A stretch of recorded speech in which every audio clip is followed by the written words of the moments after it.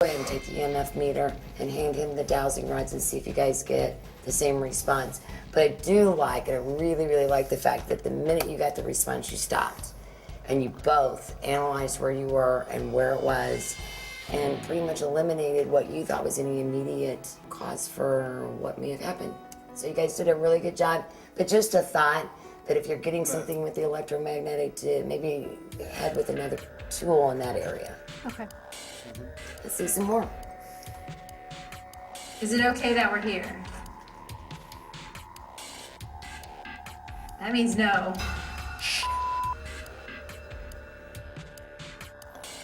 Okay, one thing I'd like to cover, just because it's pertinent to the video that we just watched, we never actually covered what happens if something says that it doesn't want us there. If we ask a question, it doesn't matter whether it's an EMF or a voice recording or whatever, if we ask a question, do you want us here, and the answer is no, going back to the respect thing, we would always say, well, we thank you for your time, we will now leave. And that is something that we never covered earlier, so again, it's something just to keep in mind for the future. Okay, but I thought it'd be better to mention now because we never covered that earlier. You guys did an excellent job. The only other suggestion I can tell you to make, if you're having any questions about whether the dowsing rods are getting confused or whether you're getting false, accurate readings of what your questions are, check them out. And then you can ask that same question again. And sometimes it's just a matter of how you're asking that question. Maybe he doesn't quite get it. Believe it or not, there are some spiritual entities who have no idea that they are dead. So you might be like, what are you talking about? I'm not dead, because they don't really see that they are. So you may be getting some confusing questions. So if you have any doubt, check them out. Ask a simple yes, no question you guys know the answer to. And then start again. But you did a great job. Okay. Very good. Yeah.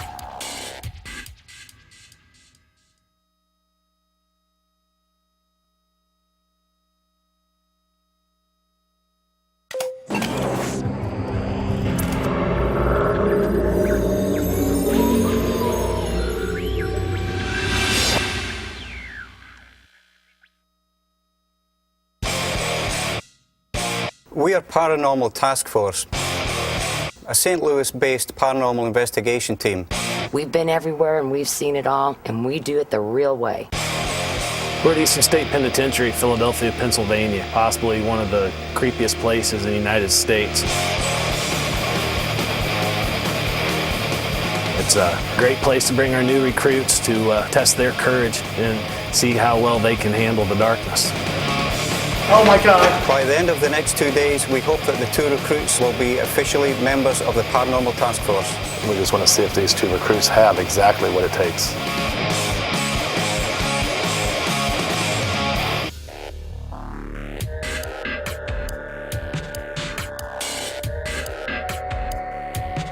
All right, so one of the tools you got in your backpacks is a digital camera. We take a ton of pictures on an investigation. We take a minimum of 500 pictures between all the investigators. Some things to know about spirit photography. First of all, there's a big deal about orbs. There's two sides of the fence. Either they are or they aren't real spirits. A lot of times, orbs are simply nothing but dust. And in a place like this, there's a good chance that when you take a picture, you're going to see little spots, little round circles on your camera. Some people have a firm belief that orbs are real. A lot of people think that orbs are nothing but dust. Every once in a while, you'll catch something that you just can't explain.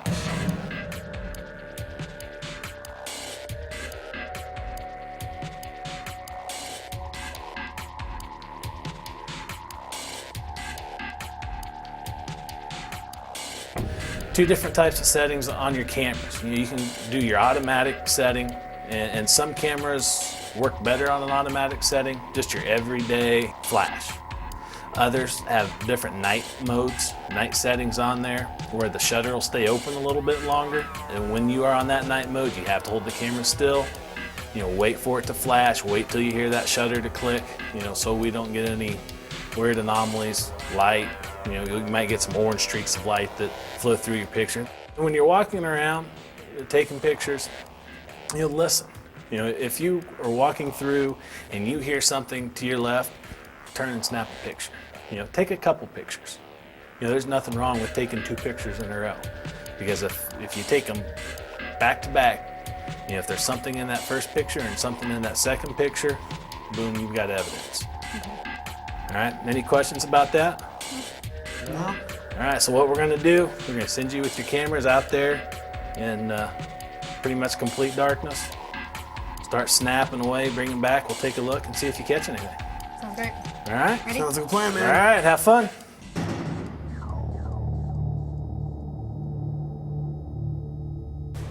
Let's give Check it a it. shot. Hard to see. It's way too dark.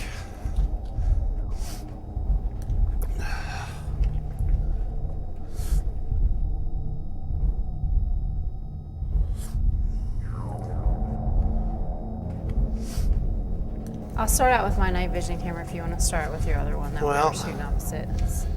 How about you take the right side, I'll take the left side.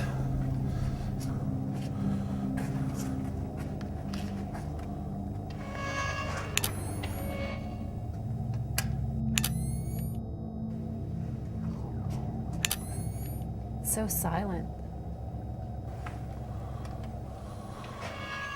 See what we can find out. How's that working out? Just want to review the pictures real quick.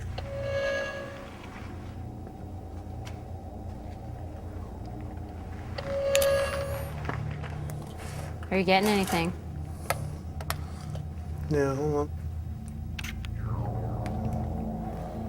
Isn't this about where we had activity earlier, or we thought we did? We were just past this bench, I think, is as far as we Yeah.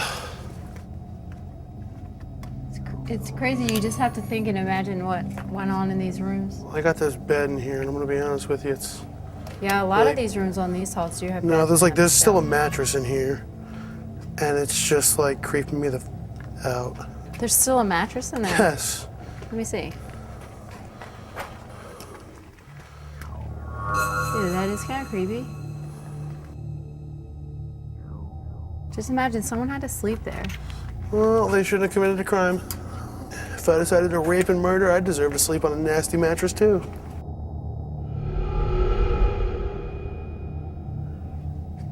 Yeah, there's like a magazine or newspaper in here on the table. See that?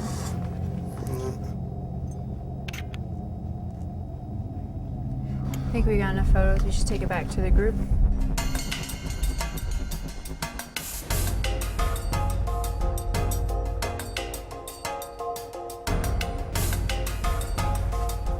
We're back. Guys. how's it going? How'd it go? Good. Pretty good. Went pretty good. So, was it dark? It was very dark. Yes. How'd you guys get along maneuvering down the halls? Not bad. I mean, I had the flashlight. I just, I made sure to, keep it covered when I was taking pictures and using the little IR cameras. Did you just point and snap, or did you have any rhyme or reason as to why? Pretty much point and snap. I mean, we took a couple pictures closer to the area where dowsing rods had a little action last time. I don't know. Something's on this left side. So, I figured maybe we can catch something. A lot of the rooms in there still have mattresses in them, and it's extremely creepy. Not to mention if it's pitch black, and then all you see briefly for 2 seconds, not even fractions of seconds, is just those 2 quick flashes. It's It's a different way to look at Yeah, it. getting used to that comes with experience. No big deal. All right. So let's take a look at some of your pictures and see what we have. Yeah, that might be something that we kind of take back and look at the computer and get it on a bigger screen and look a little bit closer at that, because it's what's over here on the right hand side of the screen almost appears to be, I don't know, kind of a mist.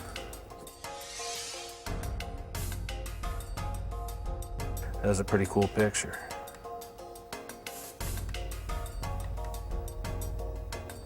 Dennis, let me take a look at some of these here. Did you have an opportunity to take more than one picture at a time, like Colby was saying? Yeah, I was trying to. So I tried to take at least 1 or 2 pictures of each room as close together as possible. You may spend a lifetime doing this and never get a photo. They're very rare, they're very few and far between. All right, well, we'll take both of them back, put them on the computer, and look at it a little bit closer, see what we got. Okay. All right, good job.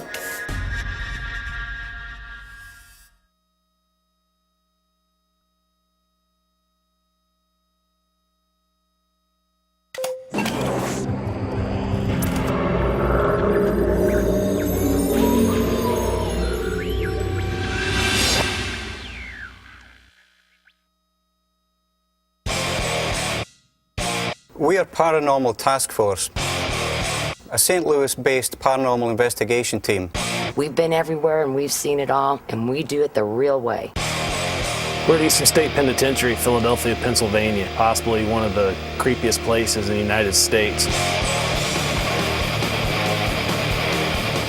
It's a great place to bring our new recruits to test their courage and see how well they can handle the darkness. Oh my God. By the end of the next 2 days, we hope that the 2 recruits will be officially members of the Paranormal Task Force. We just want to see if these 2 recruits have exactly what it takes.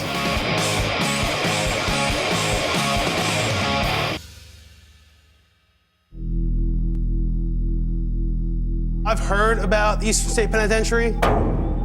God knows what was done to people here, and I'd like to find out. I'm feeling a little bit anxious, a little nervous, and extremely excited. How you guys doing so far? Pretty good. Doing good?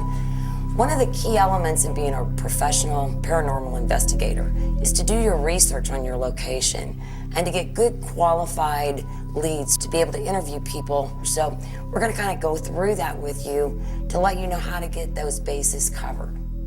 So you want to start out when doing your research with doing the who, what, when, where, and why. But you want to definitely make sure that you get your information from places like the Recorder of Deeds office, libraries, genealogy, historical societies. Find good, credible places to get your data from. After you've done all your research and you've got everything that you can think of getting, then the part is interviewing. And it's very simple to do. You start making phone calls. Always be polite. You know, you'll have people say, no, I don't want to talk about it. That's okay. Don't force them, because some people just may not want to bring up that memory again. Who knows? And always, and I know this is going to sound very elementary, thank the person for the interview. Don't just go, oh, that's cool, click. You can do them on phone, in person, through emails. Okay. So one of the things that we're going to be using with you today is your digital audio recorder. You guys thought you were going to be using those to capture really cool EVPs. But you know what? It's a great tool in this too. Because not only will you not have to write your entire interviews out or your research out, you can use this to record that information for you. With that said, take your pen and paper, write down the questions and some of the answers that you may think you want to expand upon as you're doing the interview. Okay. Don't count on your memories. Your memories will fail you because you'll hear so much information. Write down anything pertinent, phone numbers, names, addresses, anything you think is important, write it down or say it into your recorder. That way you've got a record of that. Okay? So here's what we're going to do. The 2 of you each are going to get one of us, and you're going to interview us about an experience that we've had, an actual paranormal experience. It is your job as the interviewer to determine which one of us is telling you